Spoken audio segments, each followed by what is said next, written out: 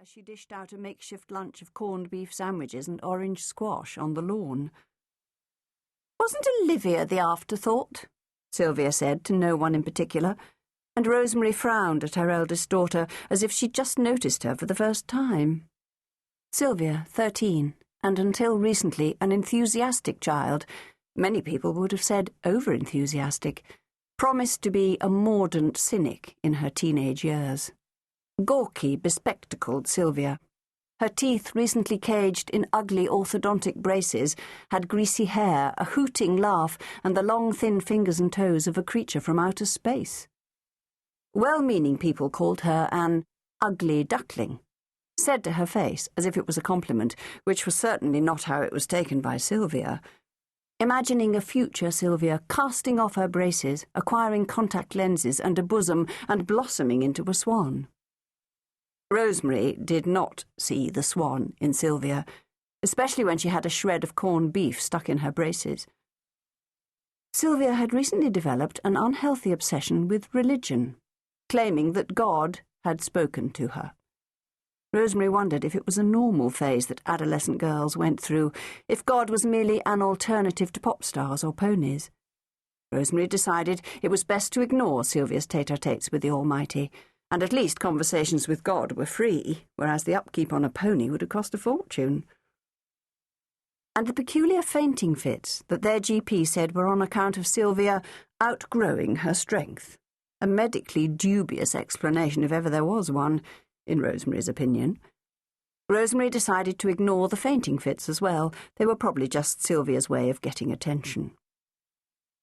Rosemary married their father, Victor, when she was 18 years old, only 5 years older than Sylvia was now.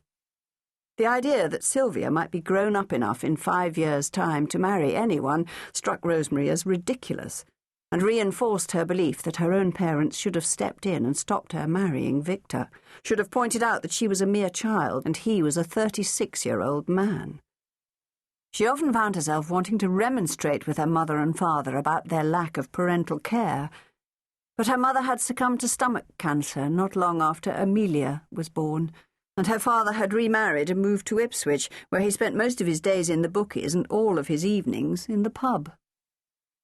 If, in 5 years' time, Sylvia brought home a 36-year-old cradle-snatching fiancé, particularly if he claimed to be a great mathematician, then Rosemary thought she would probably cut his heart out with the carving knife.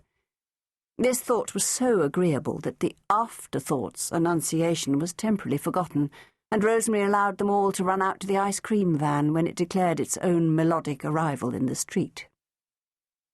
The Sylvia-Amelia-Julia trio knew that there was no such thing as an afterthought, and the fetus, as Sylvia insisted on calling it, she was keen on science subjects, that was making their mother so irritable and lethargic, was probably their father's last-ditch attempt to acquire a son.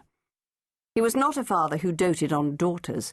He showed no real fondness for any of them, only Sylvia occasionally winning his respect because she was good at maths.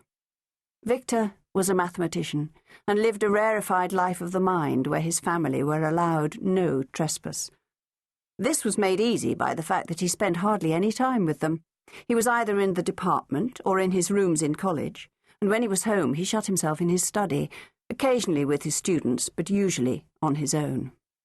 Their father had never taken them to the open-air pool on Jesus Green, played rousing games of snap or donkey, never tossed them in the air and caught them, or pushed them on a swing, had never taken them punting on the river, or walking on the fens, or on educational trips to the Fitzwilliam.